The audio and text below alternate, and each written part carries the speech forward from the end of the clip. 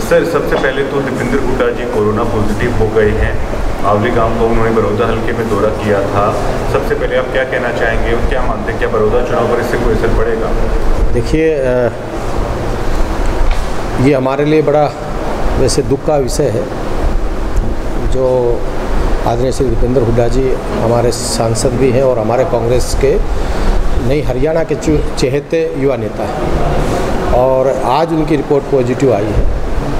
तो मैं भगवान से प्रार्थना करता हूँ, मैं अपनी तरफ से, अपने परिवार की तरफ से, अपने कांग्रेस पार्टी के सभी साथियों की तरफ से और पूरे जिला झज्जर की तरफ से कि वो जल्दी स्वस्थ होकर हमारे बीच में फिर पुनः लौट के आएंगे और जिस प्रकार से हरियाणा की जनता की वो आवाज़ है उसी प्रकार से वो आवाज़ को बुलंद हौसले के साथ आवाज़ को उठाएंगे। रही बात बड़ौदा चुनाव की, बड़ौदा की जनता दीपेंद्र जी से या भूपेंद्र हुड्डा जी से, कांग्रेस पार्टी से दिल से प्यार और मोहब्बत करते, इस पर कोई असर नहीं पड़ेगा और एक तरफा मेरे से जीतेंगे। धरना प्रदर्शन तो लगातार या फिर कहीं ना कहीं आशा अगर झज्जर की बात करें तो ये धरना गढ़ होगा, सरकार से पूरी तरह नाराज़गी है, इस पर मंच क्या है? देखिए, मैं आपकी बात से सहमत हूँ। मेरा जिला झज्जर ही नहीं, पूरा हरियाणा, चाहे वो आशा वर्कर है, चाहे वो पीटीआई है, चाहे हमारे आड़ती भाई हैं, चाहे रोडवेज कर्मचारी हैं, चाहे हमारे बिजली और कई प्रकार के कर्मचारी हैं, शिक्षा के क्षेत्र से भी है, हेल्थ से भी है। आज ये हरियाणा, झज्जर जिला नहीं, पूरा हरियाणा ही धरना क्षेत्र के रूप में विकसित हो चुका, क्योंकि जनता की आवाज़ जेजेपी और बीजेपी दोनों ने, जैसे एक हम जब किसी घोड़े को बैलगाड़ी में जिसमें जोड़ते हैं तो उसके चौगरदू के आँख, नाक, कान सब कुछ बांध देते हैं और फिर उसको कुछ नहीं दिखता, वो सिर्फ एक सीध में चलता है। इसी प्रकार से जेजेपी और बीजेपी को जनता की ना दर्द सुनता है, ना जनता के कष्ट का पता है। ये आज घमंड के घोड़े पर सवार है और पूरे हरियाणा की जनता आज कोरोना काल में संकट से जूझ रही है। हालात आज प्रदेश की ये है, चाहे किसान वर्ग है, चाहे मजदूर वर्ग है, चाहे बिजनेसमैन है, चाहे मिडिल बिजनेसमैन है, चाहे हमारे प्रदेश के युवा साथी हैं, आज सबके ऊपर निराशा, सबके दिलों में निराशा है और हर प्रत्येक व्यक्ति आज परेशान है। सर, बादली विधानसभा का हर गांव का आपने दौरा किया, उसके बाद विधानसभा सत्र में कुलदीप शामिल हुए हैं, तो बादली विधानसभा ये जानना चाहता है, सर आप विपक्ष में हैं आपकी पार्टी, लेकिन आपने कहा था कि आप सरकार से उनकी मांगे रखेंगे, किसानों की समस्याएं थी, प्राइवेट जो सेक्टर में नौकरी उनकी समस्या थी, तो सरकार ने क्या आश्वासन दिया, क्या सरकार ने सुनी बादली विधानसभा क्षेत्र? देखिए, पहली बात तो वो एक दिन का विधानसभा सत्र नहीं था, वो सिर्फ 1.5 घंटे का विधानसभा सत्र इन्होंने चलाया। जहाँ तक मेरे बादली क्षेत्र की बात थी, मेरे बादली क्षेत्र तकरीबन, मैंने पहले भी कहा था, 70% किसान बर्बाद हो चुके हैं, उनकी फसलें बर्बाद हो चुकी हैं, चाहे कपास है, बाजरा है, गवार है, ज्वार है, धान है। आज भी मैं ढाकला गांव में इधर की तरफ से आ रहा था, कल बारिश हुई है, आज मेरे बादली क्षेत्र का किसान बिल्कुल मरा पड़ा है और उन्होंने आज भी कहा, और मैं भी किसान का बेटा हूँ, मैंने इनका दर्द समझता हूँ। मेरे बादली का किसान एक ही बात कह रहा था कि जी हम तो अब भी मर गए और अगली फसल पे ही मर गए। तो मैं गवर्नमेंट से मैंने मांग की है और मैंने पूरी अपने बादली की वीडियोग्राफी भी कराई है और वो वीडियोग्राफी में विधानसभा अध्यक्ष हमारे नहीं थे, उनके ऑफिस में पूरी वीडियोग्राफी में दे के भी आया हूँ। और मैं आपके चैनल के माध्यम से भी मैं माननीय मुख्यमंत्री जी से और हमारे कृषि मंत्री से मैं मांग करता हूँ कि किसान भाइयों को जो आज मिट्टी में मिले पड़े हैं उनको 40 से 50 हज़ार रुपये का मुआवजा देके किसान भाइयों की आर्थिक मदद करें और स्पेशल गिरदावरी। और कई गांव में की एक शिकायत मिली है कि भाई हमारा बीमा तो कट जाता है और हमारे को पैसा नहीं मिलता, तो किसान को चार तरफा मार पड़िए। तो मैं मांग करूंगा और मुख्यमंत्री जी जल्दी स्वस्थ होके जब चंडीगढ़ में आएंगे तो मैं मुख्यमंत्री जी से मिलूंगा और अपने बादली हल्के की आवाज़ को मजबूती से उठाऊंगा और कोशिश करेंगे कि भाई जो किसान भाइयों के साथ जो संकट है उसमें वो मेरे किसान भाई को मदद करें। सर, आपने बार बार कहा कि मेरे बादली विधानसभा क्षेत्र का अपोजिशन के भी नेता हो, चाहे ओम प्रकाश धनखड़ हो, अगर काम करेंगे तो कुलदीप वत्स हमेशा सहयोग के लिए तैयार खड़े। लेकिन इसके बावजूद ओम प्रकाश धनखड़ ने झज्जर की पंजाबी धर्मशाला में अपने भाषण में ये तक बोल दिया कि 2024 तक इस झज्जर जिले को एक ग्रांट नहीं मिलेगी, क्योंकि आप लोगों ने वोटें जो कांग्रेस को दी है। ये तो उल्टा ही हो गया। आप सोच रहे थे कि उनके पास बड़ी जिम्मेदारी है, कुछ काम करें, वो तो सीधा चुनौती दे रहे हैं कि हम नहीं करेंगे कुछ। देखिए, मैंने वो भाषण सुना नहीं, पर मेरे को कहीं आपकी क्लिपिंग भी आई थी, किसी और की भी आई थी, पर वो एक बहुत बड़े जिम्मेवार पद पर बैठे हैं और इस बादली ने ही कभी भूल गए वो। मैं याद दिला देना चाहता हूँ कि दादरी के अंदर 2500 पर्ची आई थी। इसी बादली की जनता ने, इस जिला झज्जर की जनता ने उनको सम्मान दिया था। 10-10 महकमों का मंत्री बना था तो इसी बादली ने बनाया था, इसी जिला झज्जर की मिट्टी ने बनाया था। और ऐसी सोच मैं बिल्कुल उम्मीद नहीं रख सकता था धनखड़ साहब से कि उनकी इतनी छोटी मानसिकता, इतनी छोटी सोच उनकी होगी। और मैं एक चीज़ कहना चाहता था ओम प्रकाश धनखड़ जी को, मैंने खुला स्वागत किया था कि भाई हमारे बड़े भाई हैं, राजनीतिक पार्टी हमारी अलग है, पर जिस प्रकार से वो बीजेपी के प्रदेश अध्यक्ष बने तो एक उम्मीद थी कि भाई वो अपनी गलती जो उन्होंने की पीछे 5 साल जो लोगों से मरोड़ में बात करी, लोगों के काम जितने उन्होंने किए वो सब ने पता है। जिस प्रकार से गांव में भ्रष्टाचार हुआ, पंचायतों में भ्रष्टाचार हुआ, आज भी पंचायतों में मतलब कहीं एफडीआई टूट रही है, कहीं कुछ हो रहा है, हमारे पास सब है, पर लोगों ने माफ़ कर दिया था। और जिस प्रकार से हमें ये उम्मीद थी कि वो किसान भाई के साथ युवाओं को रोज़गार दिलाने में, बादली को आगे ले जाने में, जिला झज्जर को आगे ले जाने में हमारी मदद करेंगे। और अगर अच्छे काम करेगा तो लोग भी, ऐसा नहीं है, बादली की जनता अगर आप प्यार दोगे और बादली की जनता के साथ अच्छा व्यवहार करोगे तो बादली की जनता भी आपको 10 गुना करके लुटाने का काम करेगी। पर इनकी नीति और नीयत ये आप सामने आ चुकी कि इनकी नीति और नीयत क्या है और इनकी कथनी और करनी में क्या फर्ज है। पहले ओम प्रकाश धनखड़ ने जिला झज्जर में क्या कर दिया, कोई भी जिला झज्जर में एक चीज़ ओम प्रकाश धनखड़ गिनवा दे कि ये भी हमने जिला झज्जर के लिए बीजेपी ने ये बड़ा काम कर दिया। ठीक है, मैं मानता हूँ बादली में बोला सब डिवीज़न बना दिया, और उसकी 1 ईंट लगी आज तक। बोला मैंने थाने बना दिए, 1 ईंट लगी।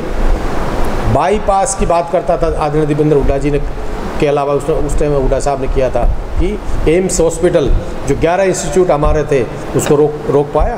क्या करेगा, करने की तो नीयत ही नहीं है।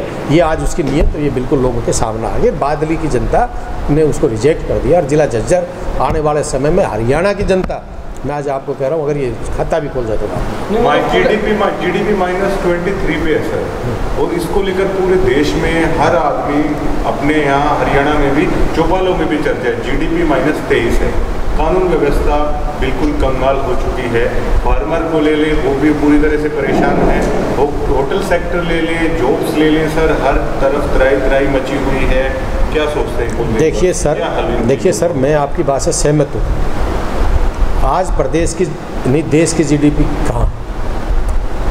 नोटबंदी, आदरणीय जो हमारे मनमोहन सिंह जी, आपने पूर्व में प्रधानमंत्री थे देश के, उन्होंने उसी टाइम बोला था। मनमोहन सिंह जी का मजाक उड़ाया गया, राहुल गांधी जी का मजाक उड़ाया गया, ये तो पप्पू है, ये तो फलाना है। आज जो 2 करोड़ युवाओं को रोजगार की बात करते थे, कहाँ है भाई? आज देश और प्रदेश अपराध में नंबर 1। गुंडों के जो सराम कत्ल कर देते हैं, हौसले बुलंद है। व्यापारियों से मंथली मांगी जाती है झज्जर शहर के अंदर, कहाँ है आज? कहाँ सो रहे हैं? आज हर कोने में आप अखबार उठाते हो तो एक ही चीज़ मिलेंगी, वहाँ मर्डर हो गया, वहाँ लूट होगी, वहाँ मर्डर होगा, वहाँ लूट होगी। क्या है? क्या यही हरियाणा था मेरा? क्या हमारे हरियाणा की यही सोच थी? आज हरियाणा नंबर 1 भ्रष्टाचार में है, नंबर 1 लूट खसोट में, अपराध में नंबर 1 है। और हरियाणा की जनता नहीं, पूरे देश की जनता, युवा जो हमारे साथी हैं, आज त्राही मची हुई है। जहाँ तक कि आड़ती भाइयों की बात, ऐसा पहली बार हुआ है। इन आड़ती भाइयों ने भी कोरोना काल में जनता का और गवर्नमेंट का साथ दिया। 14% 14 रुपये 43 पैसे मजदूरी में से 43 पैसे मजदूरी में से पर क्विंटल काटे जा रहे। कौन सा इंसाफ है? कहीं का इंसाफ, कहीं की बात करते हैं। एक वो हमारे जो घूमते हैं, हमारे जो जेजेपी के जो हमारे डिप्टी सीएम, मैंने उनसे सवाल किया था, भ्रष्टाचारों की बात करता हुड्डा साहब से विधानसभा में। उन्होंने ये नहीं पता हरियाणा की जनता में भूपेंद्र सिंह हुड्डा का क्या कद है। कहते हैं दामादों की वो नहीं है। मैं पूछना चाहता हूँ दुष्यंत चौटाला जी से, क्या है 4 महकमे 4 घोटाले प्रदेश के अंदर हुए हैं। भूपेंद्र सिंह हुड्डा से तू बात करता है, 4 घोटाले, धान घोटाला इसका महकमा, शराब घोटाला इसका, रजिस्ट्री घोटाला इसका, खुलेआम तहसीलदारों की बोलियां लग रही हैं, खुलेआम शराब के ठेकेदारों की बोलियां लग रही हैं। और मैंने कुरुक्षेत्र के अंदर विद इन प्रूफ दे के कहा है। और मैं गवर्नमेंट से मांग करता हूं, जो एक लेडी थी, एक अफसर थी, जो HCS होते हुए पूरे हरियाणा को शराब के उसमें चला रही थी, और उसकी माँ के अकाउंट चेक करो, और जो उनके जो अपने जो ठेकेदार थे, जिनके पब बार चलते थे, उनके अकाउंट में करो, आपको पता लग जाएगा हरियाणा की जनता को किस प्रकार से लूटा गया है। दुष्यंत चौटाला बोलते हैं कि देश का जो है, प्रदेश का पैसा तो बढ़ा, इनकम तो बढ़ी है, घोटाले कहाँ हुए, उसका क्या जवाब देना चाहिए? मैं उसी बात पर आता हूँ। 1 महीने में तो आप कहते हो 29 करोड़ रुपए का हमारा को प्रॉफिट हुआ है। 1 महीने में हो गया 29 करोड़ रुपए का फायदा। पीछे का रिकॉर्ड निकलवाओ, वो 1 महीने में, और उसका पिछले 6 साल का सब आपके सामने पता लग जाएगा। तो 1 महीने में, कोरोना काल में आप कहते हो 1 महीने में 29 करोड़ का फायदा हो गया। 2900 का क्या पता नहीं, 2900 करोड़ नहीं, 29 करोड़ या पता नहीं, मेरे को थोड़ा दोस्त ऐसा ही। तो वो डिटेल्स पीछे 1 महीने में हुआ है, तो 4 महीने, 5 महीने, 6 महीने निकाल लो भाई। अगर घोटाला है या ना है, तुम खुद पता लग जाएगा। कुलदीप वत्स किस मिट्टी के बने हुए हैं? आज आपके सबसे स्टार जो पार्टी के चेहरे हैं दीपेंद्र हुड्डा, उनको भी कोरोना हो गया है। वोट तो अच्छी खासी ओम प्रकाश धनखड़ ने भी ली थी, संजय कबलाना ने भी ली थी, वो लोग नहीं घूम रहे हैं। कुलदीप वत्स किस मिट्टी के बने हुए हैं? आज भी आप बादली विधानसभा क्षेत्र के दिन भर से दौरों पर बिजी हैं, आप किस मिट्टी के बने हुए हैं? आप में ये दृढ़ता कहाँ से आ रही है? देखिए, ऐसा है, बीमारियां तो चलती रहती हैं,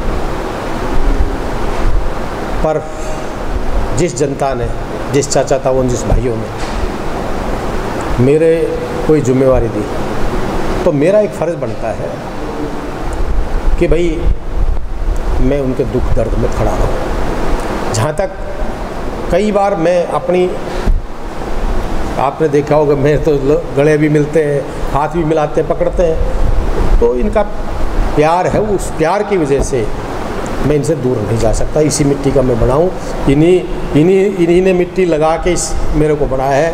वरना मैं तो एक, मेरी क्या औकात थी, क्या थी, इन्हीं के आशीर्वाद, इनके जनता के प्यार से आज यहाँ पहुँचा। कोरोना के आंकड़े लगातार बढ़ते हैं। अगर जिले की बात करें तो 1400 के पार हो चुके हैं। अगर कल की बात करें तो 35 कोरोना के नए मामले हैं, 18 लोगों की मौत हो चुकी है। लेकिन सरकार इस ओर बिल्कुल ध्यान नहीं दे रही है, बाजार में दिया गया है, ना इस ओर ध्यान दिया गया है। देखिए, मैं आपकी बात से सर सहमत हूँ रामाकांत जी। आज देश वर्ल्ड में दूसरे नंबर पर आ गया, और इस पर देश के मुख्यमंत्री काक पीट रहे थे